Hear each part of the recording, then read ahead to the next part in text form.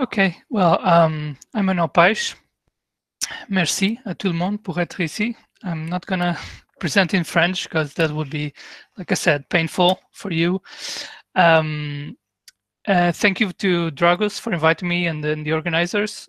It's nice to be in this meetup, and also for me coming more from a technical background and having moved to kind of more organizational aspects of software delivery, then it's interesting also to meet with people who are coming more from product point of view or management point of view.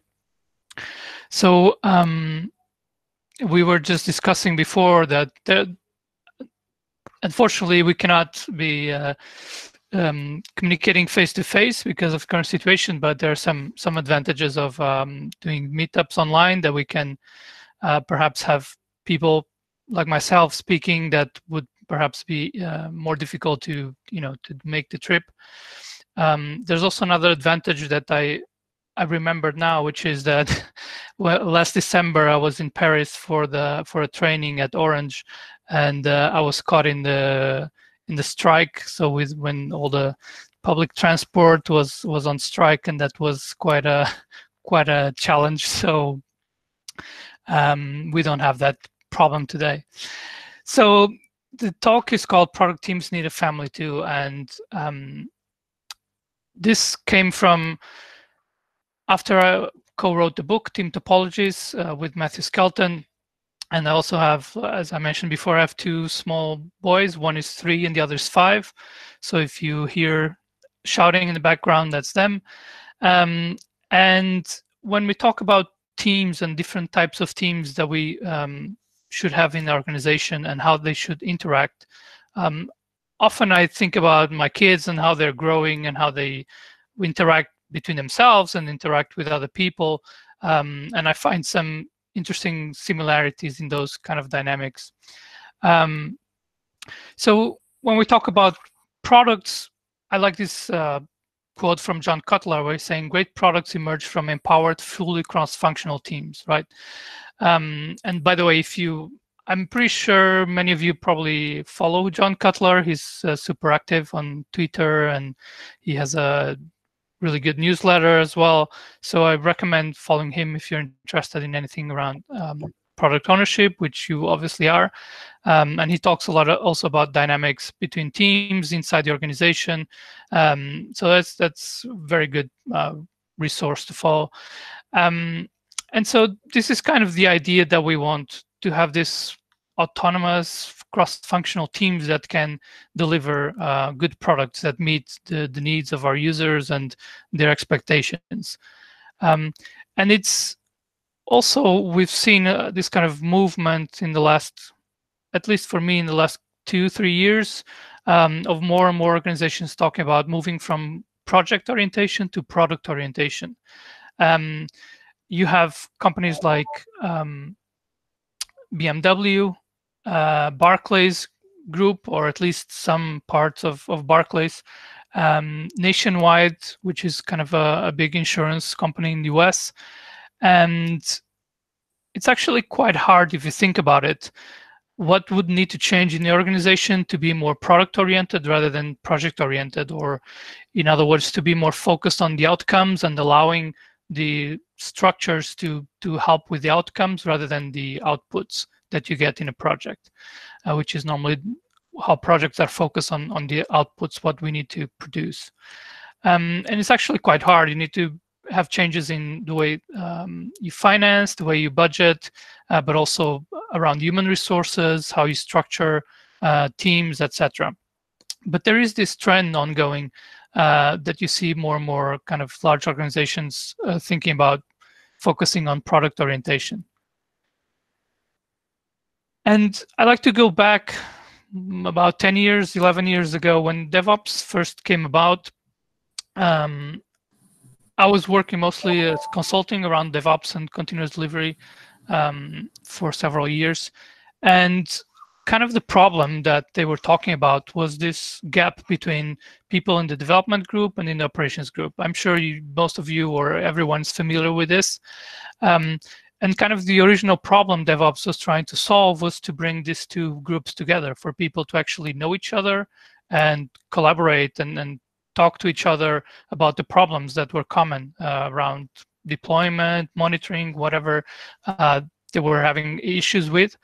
And that was kind of the origin of DevOps. And the reason I mentioned this is that actually it was the evolution of this thinking, especially with the State of DevOps reports that have been coming out, I think for the last 5, 6 years or 4 years, which also then got condensed or kind of structured into a book called Accelerate that I recommend highly as well, that tells us that actually these high-performing teams that we're trying to achieve, that we've seen from these reports, and that they can have, twice as much throughput and performance as kind of non-high-performing teams.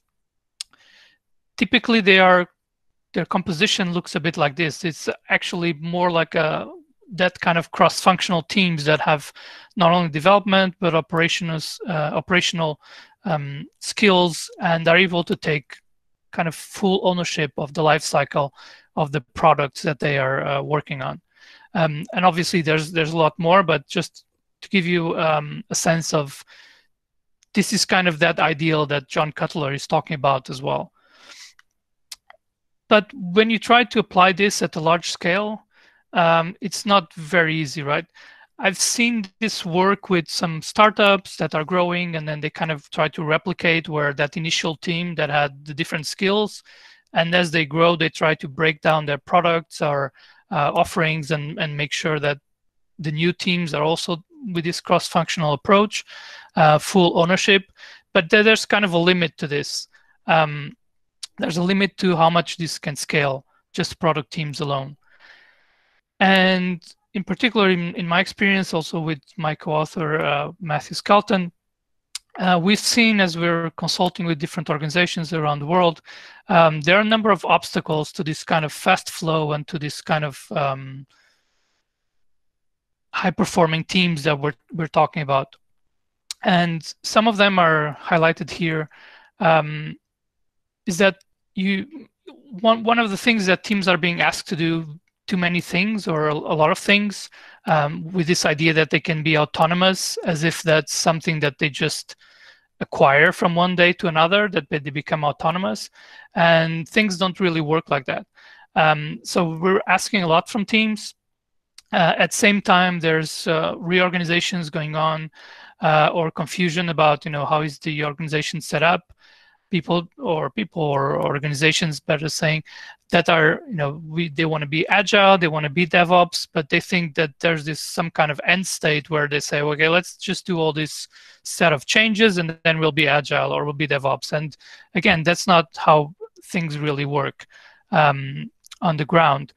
And so this leads to teams being disengaged or individuals not being motivated because they don't see the kind of the full benefits of this transformations they're supposed to being helped with.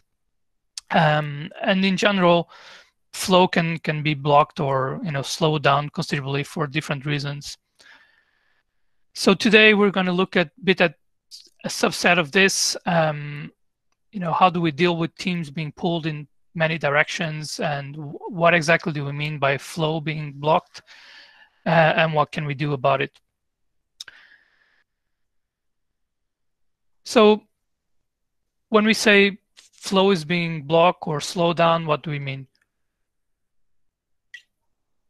In this example, we have development teams and the infrastructure team. And don't take this as kind of taking a shot at infrastructure teams. Is just an example where if we have a handover where development team can do their design and coding of a feature or whatever it might be, and test it and get it and have it ready, but then they need to wait and ask the infrastructure team to create some new resources for their new feature or new application.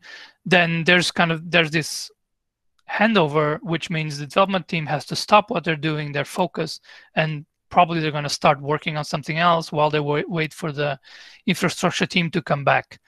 So In the best case scenario, this leads to kind of this wait time for that particular feature, and also increasing the work in progress for the development teams, which we know is not beneficial. If we have too much work in progress, the overall lead time for the features is increasing, and we start more things, but we finish less things, which is actually what we want to do, right? Get the things out there to our clients.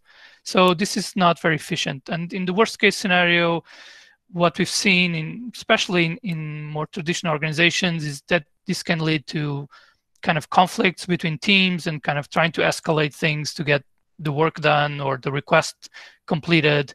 And it's no one's fault. The infrastructure team in this kind of scenario is also typically overloaded with requests, and they're just trying to keep up the best that they can. And obviously, some requests are going to have to wait longer.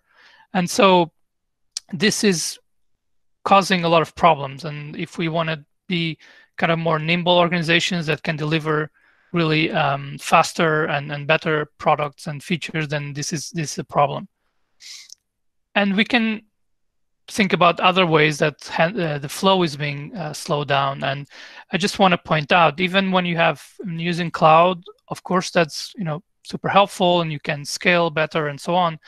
But it depends on how you set up the teams and their responsibilities. If this cloud team is actually behaving just like the infrastructure team before, where they are the gatekeepers to any kind of non-trivial changes to the cloud environments, then there's still a bottleneck, right? And they're still slowing down the flow of work. So be careful. Be careful also about the names of teams that are misleading. Like I said, you can have a cloud team that has the same behaviors as the infrastructure team before, or you can have a cloud team that's working much more on a kind of enabling way, where they're looking at, how can we perhaps automate creation of cloud environments with already embedded policies that are useful around security, around cost effectiveness, to try to use some cheaper types of instances rather than the permanent, more expensive, whatever it might be. But the team can focus on that, can use their expertise to enable the other teams to go faster, rather than being a gatekeeper that is just taking requests and executing them. Other examples where flow can be slowed down, this idea of shared components that has been around for a long time, where we think, well, if a component is shared by 2 or more teams, then it makes sense to have a dedicated team, component team, to take care of it and become the experts around this component. But again, in practice, the problem is that if many teams depend on this component and they have different needs and they request different things, then this component team is going to get overwhelmed again, and it's going to, again, block or slow down the flow for the development teams or the product teams. There are other ways where flow, or at least feedback, is slowed down. If you think about feature teams, that might perhaps help deliver features faster if you have teams that are kind of focused on a specific feature and they can work on different code bases. But what happens later on when there are issues around that you don't necessarily trace back to a specific feature, issues in production, or when you need to release and there are different versions of different code bases for different features, and how do you release one without releasing the other? So all these things can also become bottlenecks or slowing down the flow, perhaps not at the delivery time, but later on during operations and during release time and support. So be careful with that as well. Essentially, we're saying that handovers can almost kill the flow. So instead of that, we want to kill the handovers. Basically, we want to reduce handovers. And this is something that, again, large organizations are looking into. I like this example from a talk from BMW, where you can read, I hope in the slide, they're saying, we live in the DevOps in our organization on a team level with end-to-end responsibility to reduce handovers. So I like that they're specifically talking about they want to reduce handovers. They know that's what's causing bottlenecks and slowing the flow, and effectively making it harder to reach the customers with the right features, the right products, because that's also an experimentation, right? You have to try the different iterations until you actually get to what your customers need. So essentially, we're talking about product teams as this kind of cross-functional team that has end-to-end ownership of the life cycle of a product.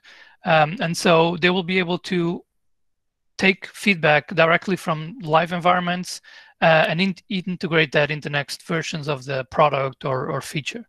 So we're taking this rich and fast feedback loops from the users, from the live environments to the teams that can actually act upon them and make the product or the feature better. Kind of the idea that John Cutler was talking about. There is, however, one very big kind of elephant in the room, which is what Peter Newmark was saying already back in 2015, and obviously many people have said this, that despite striving to be cross-functional, one of the problems product teams often face is lacking the necessary competences. So this idea that you can't, cross-functional is not just about giving autonomy to a team or telling a team that now they are responsible for the end-to-end life cycle. They need the actual capabilities and competences to do that. So if we look at a kind of typical software delivery team, you would expect they have this kind of skills around coding, testing, deployment, designing their systems. But like I said, we are asking more and more from them. So they also need to understand infrastructure as code, for example. We expect them to understand what are deployment pipelines in CI/CD, how do they define criteria to deliver to production and test and automate tests. Having operational skills, as we were just talking, to be able to understand the performance and how their applications are working in production, how they're meeting the needs of the users. Security obviously becomes more and more important. Understanding basic, at least at the minimum level, kind of this top 10 security issues. Scanning for vulnerabilities in code and so on. And if you look at it, all these skills are still just to build the product right. So assuming we know what we should build and then we're doing it in the right way. But we also need, as you surely know better than me, all these other aspects of product management, product viability, understanding metrics around our product or application, the usability, the proper quality assurance, which is not just test automation. There are more things that make a good quality assurance kind of strategy and approach. So there are all these things that actually allow us to understand better if our product is right for our users. So there's effectively a lot that the teams need to be working on and a lot of competences that they need to be these cross-functional autonomous teams for real, let's say, not just on paper. So if we're saying that we want to increase their autonomy so they can go faster, right? But they also need this kind of basic building blocks, the competences to do these things. Then how do we balance the two? How do we alleviate this kind of tension between we want to give them more autonomy to increase flow, but if they don't have the competences, they might actually decrease the flow because what's going to happen is they're going to have to take a lot of shortcuts, right? If they're being asked to do all these things, but they don't have the skills or competence, they're just going to do kind of the bare minimum that they need to move forward.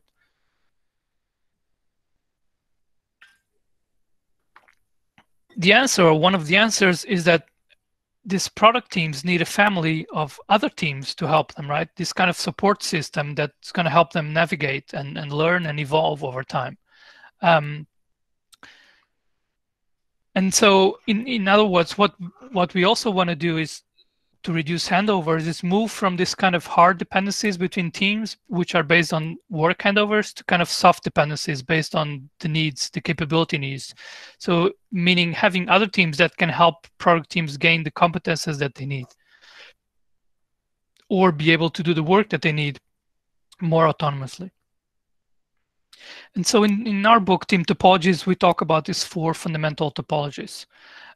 Streamlined teams, enabling teams, complicated subsystem teams, and platform teams. So I'm going to talk a little bit about each one of these and what they mean.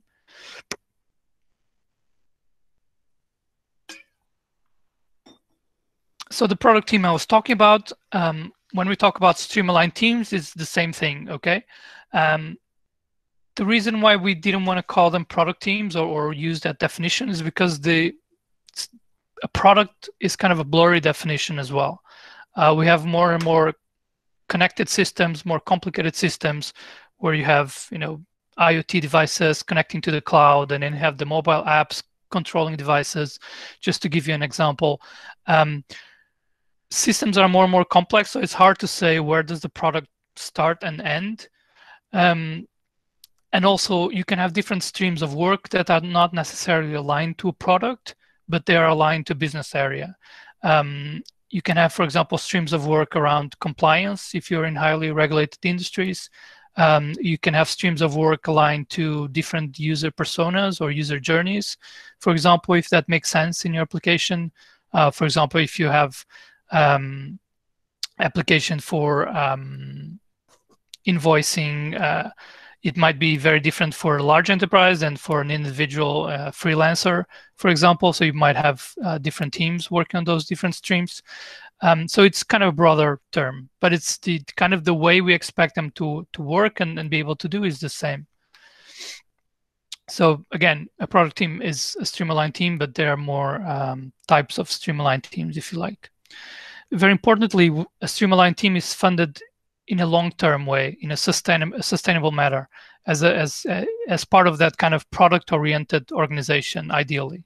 So not based on kind of fleeting projects, but on ongoing product basis or business stream basis. So these are kind of the heartbeat of the organization, if you like, of delivering value to our end customers. But at the same time, we want to reduce the load on these teams, how much they have to know and how much they have to do to be able to deliver this value.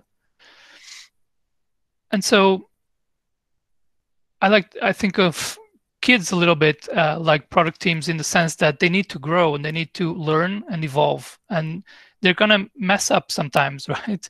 They're going to make things that are dirty sometimes because they don't know better. They're going to make mistakes because of scenarios they didn't anticipate. And that should be okay. If we want to get to those high-performing product teams, it's a learning process. It's not from one day to another. So the organization needs to be okay with these things happening. And so we hear more and more also around psychological safety, generative organizations as well. So that's all about accepting the mistakes and accepting there's a learning path, as long as we're taking the learnings to move forward and get better. And in particular, one of the reasons for this to happen is that teams have too much cognitive load, this kind of autonomous teams. So cognitive load was defined by John Sweller as the total amount of mental effort being used in the working memory. So I will quickly explain different types of cognitive load in the context of software delivery. So there's intrinsic cognitive load, which are kind of all the tasks that are part of our regular work that we need to know about. So if I'm a Java developer, I need to know how a class is defined in Java, right? If I don't know it, then that's going to take up some memory. If it's not kind of automated like driving a car that I don't even think about it, if I have to think about it, then it's taking up space. So we want to reduce that, right? It's kind of, in general, you can say it's around the skills we need to do our work. Extraneous cognitive load are all the tasks that are required to deliver my work, but are not directly related to the business or to the problem space, if you like, the thing that I'm trying to solve or the value I'm trying to deliver. So it's kind of the mechanics, if you like. And then there's germane cognitive load, which is everything around the business problem and the business and the solutions I'm trying to find. So if I'm working in a banking application, then obviously I would need to know how bank transfers work. So it's all that's around the business focus. So why is this important is that this can help guide us or teams in terms of, what do I need to do to kind of reduce the intrinsic cognitive load. So things like, classical training or mentoring between a more senior person mentoring a more junior person, pair programming, code reviews. There are a lot of techniques that we know can help reduce the intrinsic cognitive load. On the extraneous cognitive load, there are some things that can help us, such as automating tasks and better tooling, but there's a lot more that we need to do, and that's kind of what we're going to focus in the rest of this talk. And the point is that we want to leave more cognitive capacity or load to focus on the germane aspects, everything that's around actually what the team is trying to deliver in terms of value for our organization, value for our customers. So we have as much space as possible for that. I like this term that Daniel North used in a talk where he's saying we want, as individuals, software that fits in our head. We don't, if we're responsible for software, for a piece of software that is too large that I cannot really grasp its, kind of the way that it works, then it's too large. I want it to fit in my head. And here, what we're saying, we're talking about the cognitive load of teams as kind of this. If they're responsible for software, of course, software that fits in our heads as a team. So we want to reduce those, intrinsic extraneous cognitive loads so that we can fit, in a way, the software that's related to the business and the features that we're trying to deliver and the product in a way that fits in our head. And going back to the book Accelerate, if some of you perhaps have read it, and they talk about these 4 fundamental or key metrics that kind of distinguish or that high-performing or elite-performing teams display very good results around these 4 metrics. One is lead time, of course, the time from having an idea or starting work on an idea or a feature until it's actually in the hands of our customers. How frequently we can deploy. Obviously, the smaller the changes we can deploy, then that's going to help here. And the meantime to restore. So if we have a problem in production, live, how long does it take to get the service back up and running? And the percentage of changes that have failed that we had to fix them or roll back. So if you look at these metrics with a team cognitive load, from a team cognitive load point of view, if the team is overloaded, then all of these metrics are going to be worse. They're not going to get better. It's going to take us longer to deliver features or changes if we don't understand all of the software we're responsible for. You don't understand all the dependencies that we might have between different parts of the software when we're making changes. So we're not going to be able to deploy as frequently. If we have an incident in production in our system and we don't have a good picture of a good understanding of, first of all, how do I diagnose that problem? How do I know exactly what's causing the problem or some of the reasons for the problem? And then how do I go about and change the software if that's the case, or change configuration or add resources, whatever it might be, if I don't have a good enough picture and if I'm having to deal with too much that doesn't fit my cognitive capacity as a team. So we start to introduce and talk about other types of teams that can help reduce especially the extraneous cognitive load. So platform teams are one of those. So platform teams provide kind of services, usually starting with lower level services in terms of infrastructure, provisioning, monitoring, logging, perhaps CI/CD as a service. All these things that we know all the Streamline teams that are working on delivering software are going to need. And we provide those services in a way that is compelling, that is has a good user experience for those teams, developer experience for those teams, so that they don't have to worry about them. They don't have to know the details. They should be kind of users, if you like. The Stream-aligned teams are users of the logging, are users of the infrastructure provisioning. They should not have to worry about the details. So that's the idea of the platform team. In a way, I compare this to kind of, sometimes you have to provide services to our kids, like feeding them as a service, I like to call it. And very importantly, we need to have a good definition of platform. So what types of platform we're talking about is not kind of the old school kind of black box where teams were forced to use the platform, even though often it didn't have a good developer experience. It didn't do what the teams needed, so they actually had to go around it and find some way to make it work for them. We're not talking about that. We're talking about digital platform as defined here by Evan Butcher, where he's talking about a foundation of self-service APIs, tools, services, but also knowledge and support arranged as a compelling internal product. So this idea that the platform should be treated as a product is very important. So that means we need to care about the reliability of the platform, the usability of the platform, and make sure it's fit for the purpose that the Stream Team Align teams need. So we're not going and platform team going for 3 months or 6 months working on new great services and features without actually understanding if this is what the Stream teams need. And also, in those 3-6 months, the needs of the Stream teams might have changed considerably.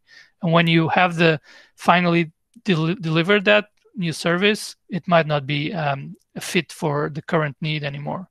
So we're talking a much more iterative way of developing the platform, and in actual with constant or regular collaboration with the Stream teams to understand what they actually need, to define the interfaces for these services in a way that is adequate for what they need and how they prefer to use those interfaces.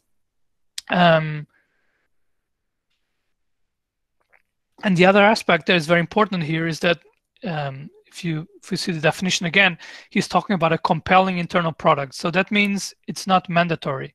We're not telling teams you must use the platform because we want to save costs or something along those lines, or we want to standardize. No, the platform itself has to be good enough products for the teams to adopt it voluntarily. And over time, that drives much better kind of behaviors and incentives for both sides, for Stream-aligned teams to collaborate with the platform, so they don't have to worry about the services that the platform provides services that they need in the way they need them. And the platform team also gets kind of this ongoing collaboration and this feeling that they're actually delivering the value that the teams need rather than working in isolation.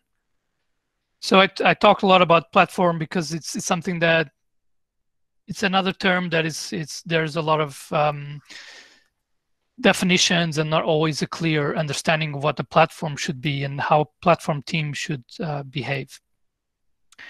Another fundamental topology we talk about are enabling teams. So these are usually teams of experts in a certain domain that kind of orbit around the Stream teams. So what they're trying to do is upskill the Stream teams. What this means is that they will be able to strongly reduce the learning curve for the Stream teams to acquire new competences and new skills. It's a little bit like putting training wheels, right? And guide these teams, the Stream teams, into these new areas of knowledge, whatever that might be around security or test automation, or perhaps it's a domain that more specific, like test automation for mobile applications, whatever our Stream teams are lacking in terms of knowledge and skills, then we can create a small enabling team with a few people who are the experts to help all the others, rather than becoming a bottleneck where they are the only experts that can do the work. They're facilitating the knowledge so everyone else can do the work. So things that you would expect enabling team to do is to do training, of course, for the Stream teams, but also help with selecting adequate tools and frameworks and keeping an oversight on the evolution of the life cycle of those tools, doing kind of upfront research in a way to, if we know that some framework is being discontinued or is not maintained, what are some other possibilities? Let's try some examples with some of our products and how we would migrate to this new framework, things like this, which we often underestimate how much effort there is. And we often ask stream teams or product teams to also take on this work of keep up with the new technology, with new frameworks, because if you're engineers, that's easy, right? Well, actually it takes a lot of time. And again, what happens is teams take a lot of shortcuts if they are not really given the responsibility to work on that. So having enabling teams can be much more powerful and allow everyone to improve without requiring every team to have an expert in all these different areas. And finally, complicated subsystem team. These teams usually we should actually try to avoid them, but there are some situations where for some types of software or parts of our system that it might be unrealistic to ask a stream team to own it. So we're talking about things that require kind of PhD level understanding. We're talking about, for example, real-time trading algorithms or face recognition algorithms. It could be some kind of very niche technology, but I would be careful not to overdo it, because then we can start saying all these different technologies are niche. But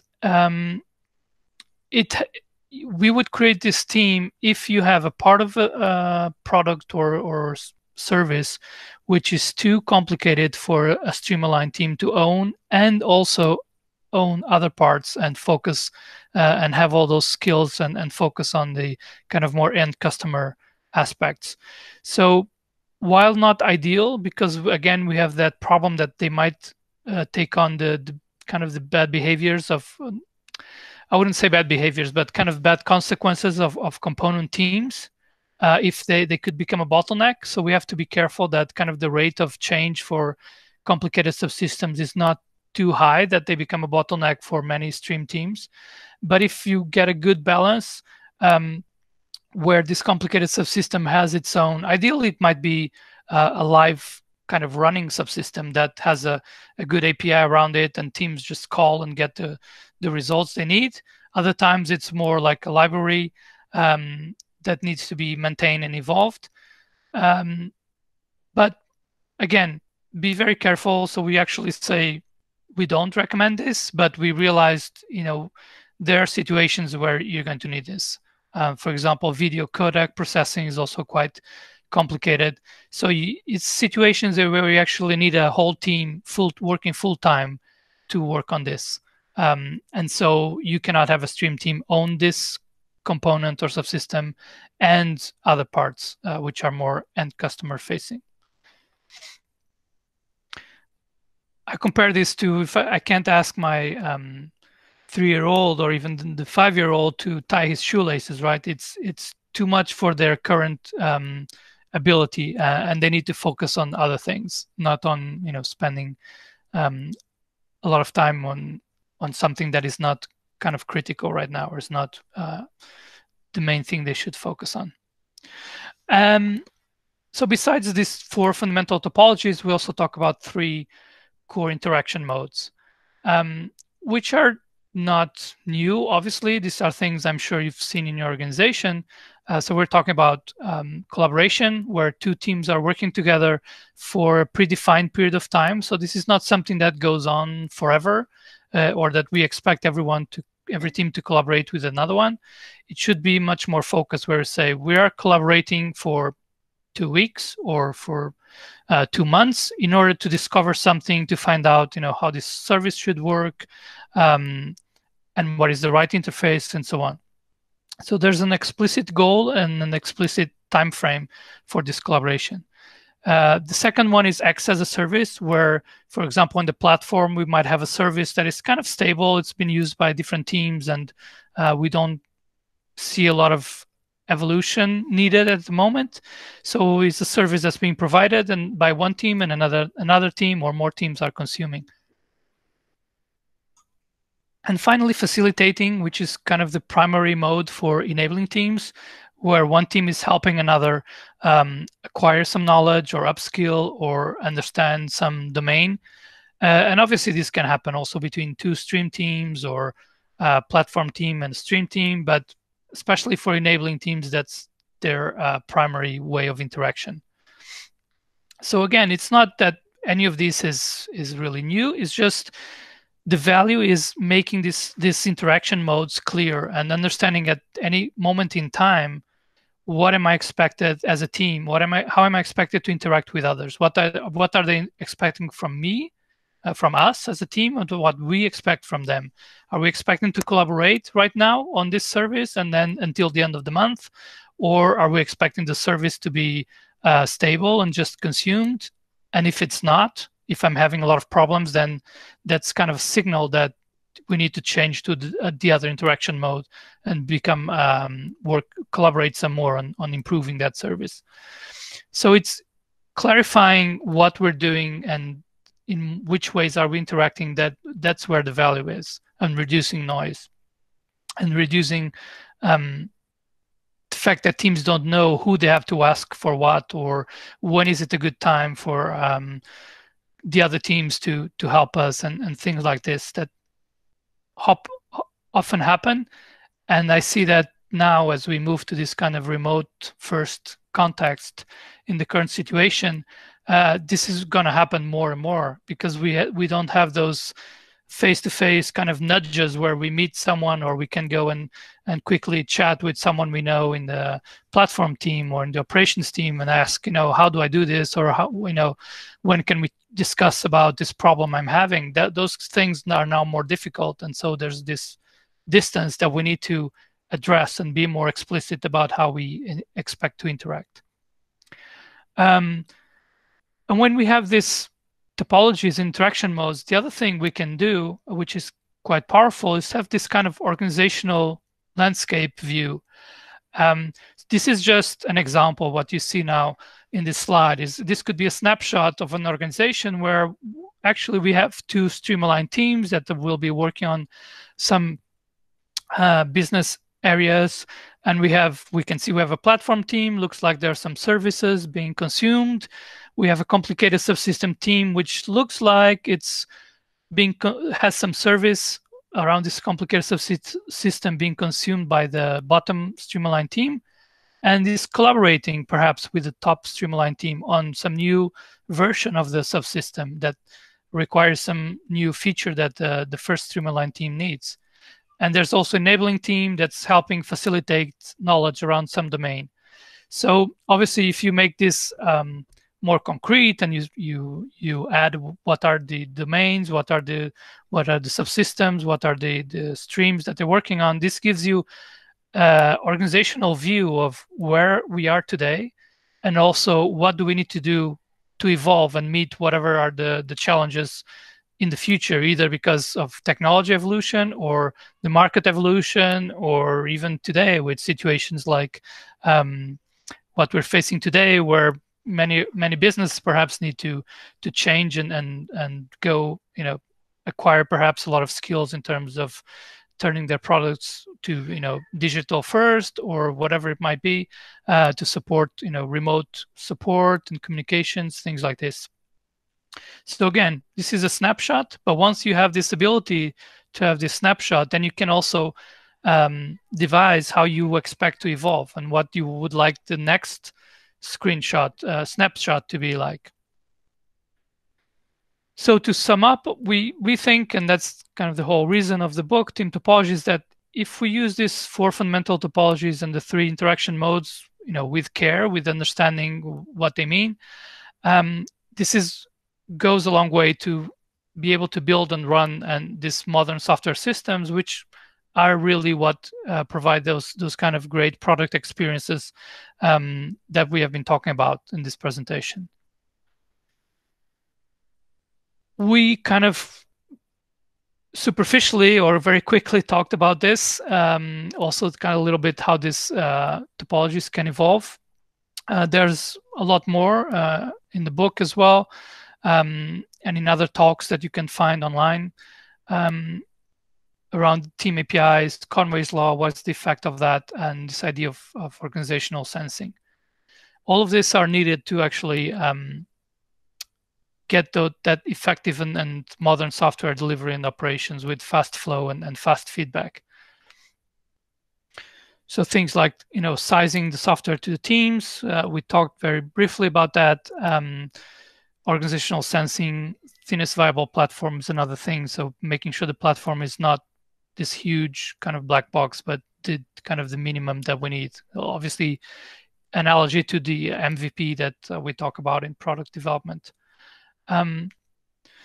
We actually have just recorded, and we're just uploading a new course called Team Topologies for Project Managers, which is going to be on the platform from the Project Management Institute, which you have the link there. So if you're interested in what I talked about, we go into more detail around team interactions, optimizing for flow, Conway's law, impact, service ownership, and so on. So it's a 4-hour on-demand course with exercises and quizzes. And we also talk about the emergent roles, if you like. There's, in particular for project managers and team managers, where we see them as moving more to kind of cross-boundary enablers. If we're saying the teams should become more autonomous, and we're talking about ways in which we can reduce the cognitive load and enable them to do their work more efficiently. So the role of managers moves a little bit more towards how to ensure or how to help teams gain the knowledge, the skills that they need, how to help kind of moderate, I don't know if that's the right word, or help team interactions to be more smooth, to understand where there are frictions, where there's kind of noise and signals that we need to change. So we believe that's kind of, and we've seen that in some organizations already, the kind of change for the role of managers in general. So yeah, have a look at that if that sounds interesting.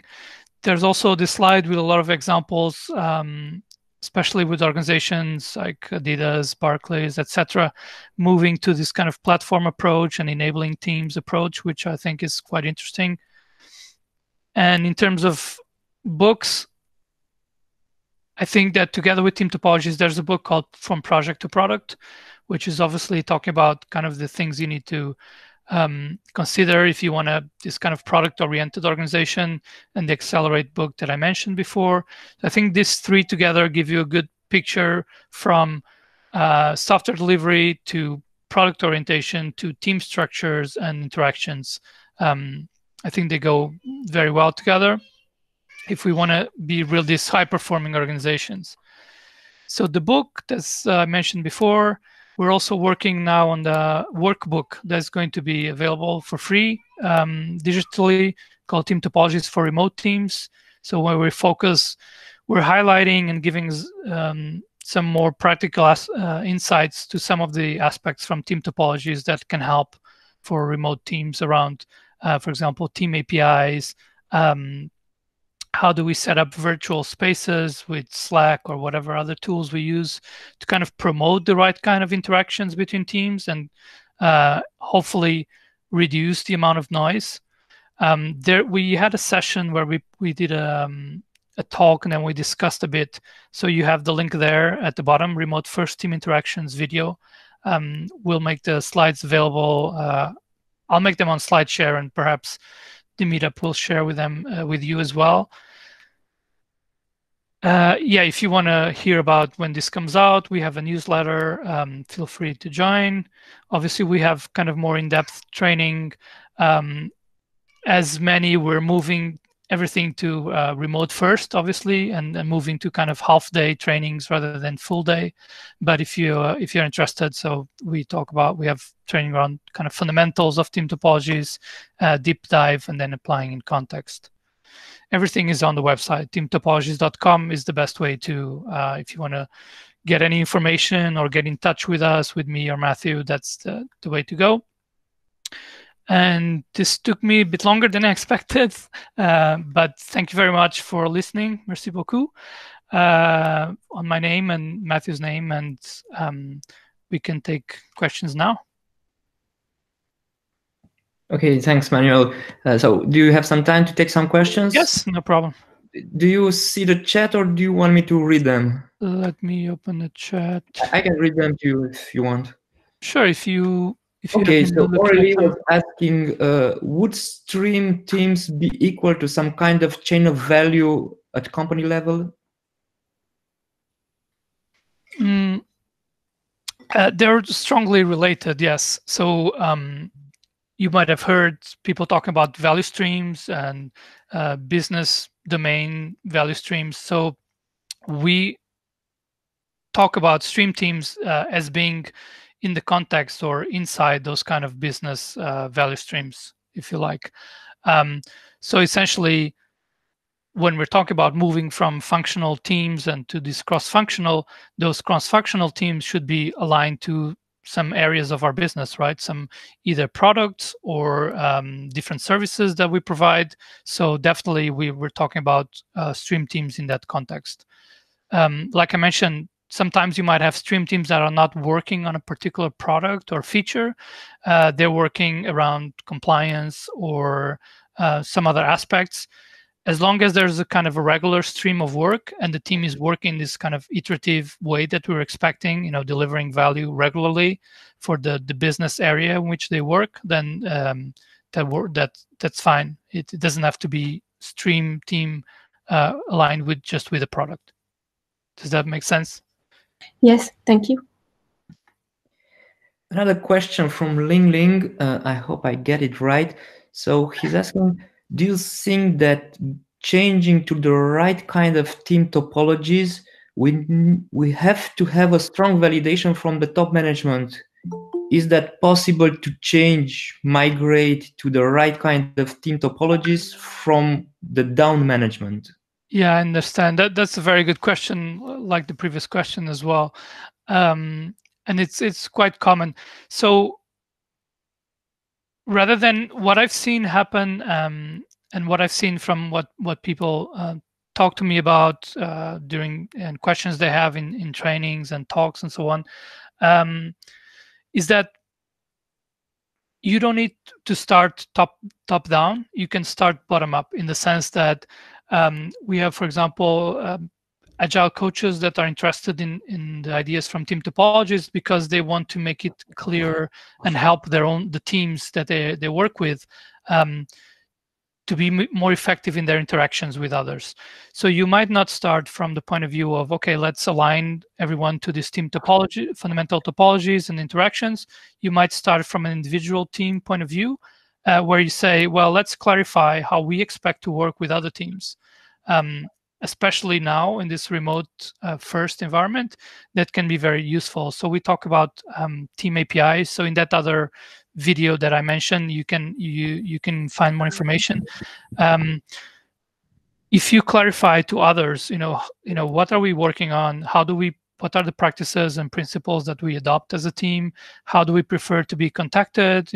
Which communication channels, at what time of the day, things like this that seem trivial, but if we have those clear for everyone, accessible for everyone, that actually helps reduce cognitive load for other teams that need to interact with us as well, right? So the load of how do I even reach that other team, especially now in a remote approach. So definitely there are things you can do more bottom up, if you like.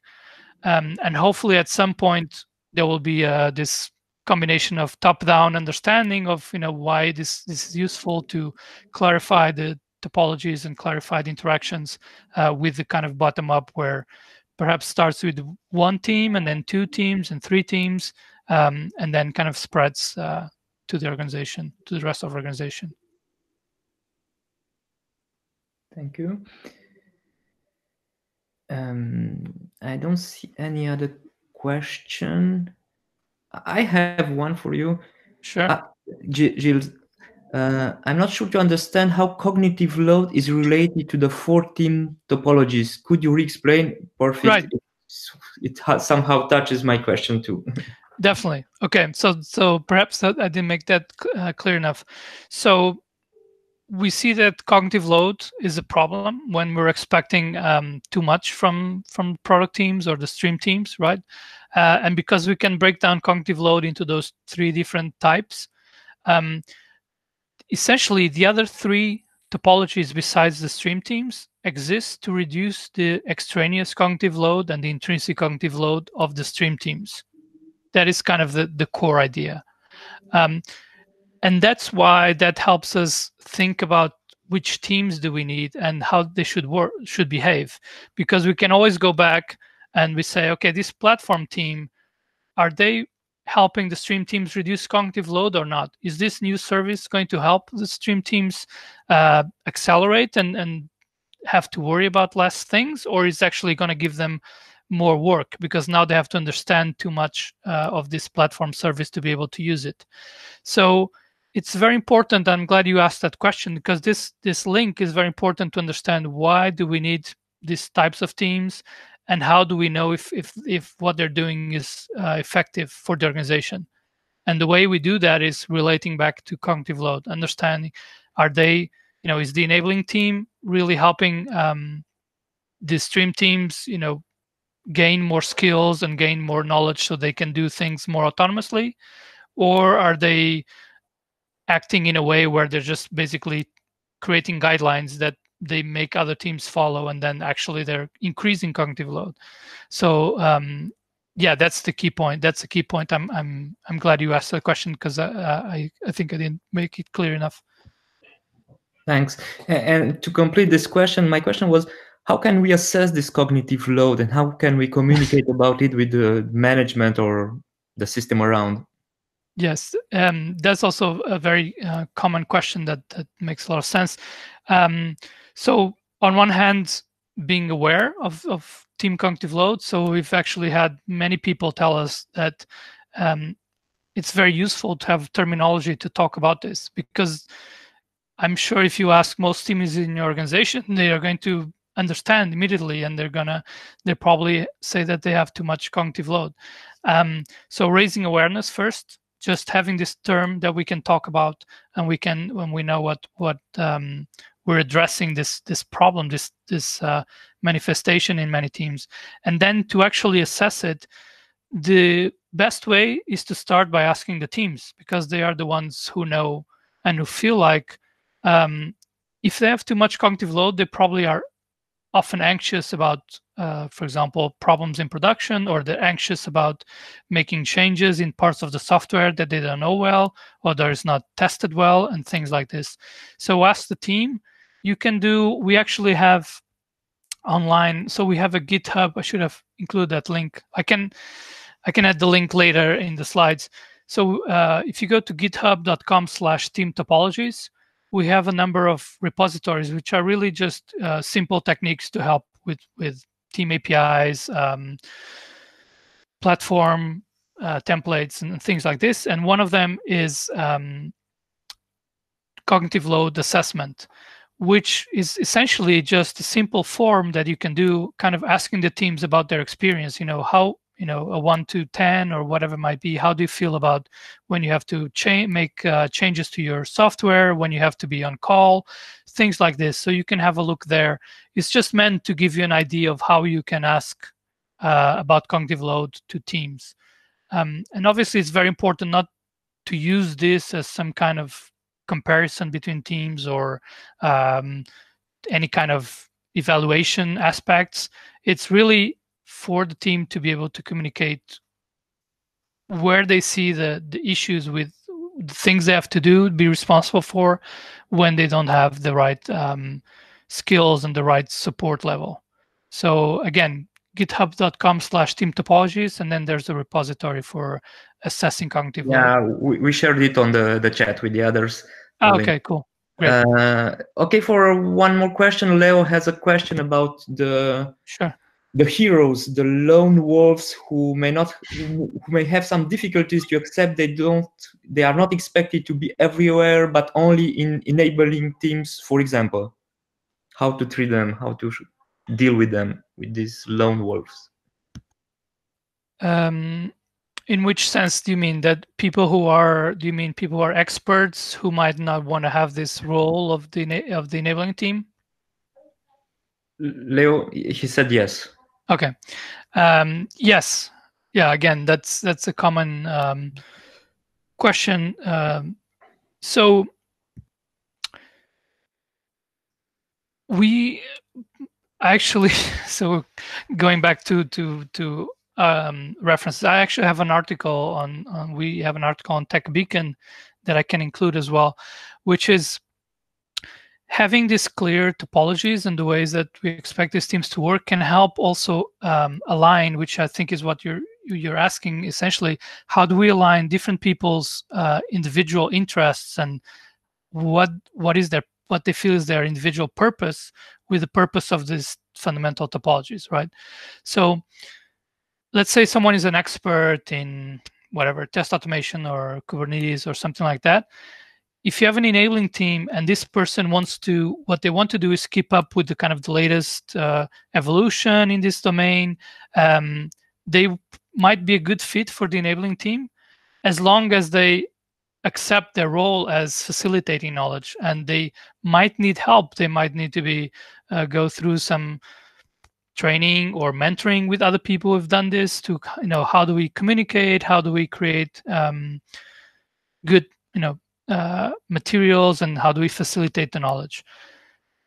On the other hand, if this person is an expert and they don't like, or they don't feel like that what they want to do is being an enabling team, it's okay. They can be part of a product team, but they might need to understand that the product teams, because they need all these different skills, they might not. You more and more need kind of T-shaped people where they might have a special skill, a specialty, but they need to be able to do other things that the team needs, because otherwise they're going to probably become a bottleneck inside the team as well, where either they become a bottleneck or they don't have enough work to do. So that's what typically would happen if they're an expert inside a team that doesn't do anything else other than test automation, for example. Well, test automation perhaps not a good example because there's a lot that you can do that you need to do. So the key idea again is to align the individual purpose with the team purpose. If they're not aligned, you're going to have friction, as I think that's what you're aiming with the question, and that's not good for anyone. But people also need to understand the team purpose and the team ways of working that is expected and align to that.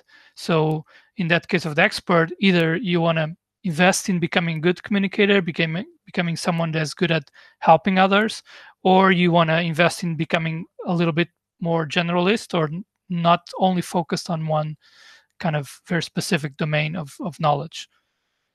I hope that answers the question. I'll include the link to that article as well. Thank you.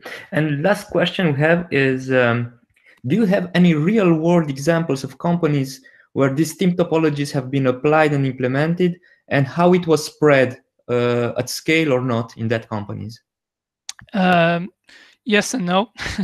So obviously when the book came out, we have, I think there are about 12 case studies in the book of different aspects that we talk about.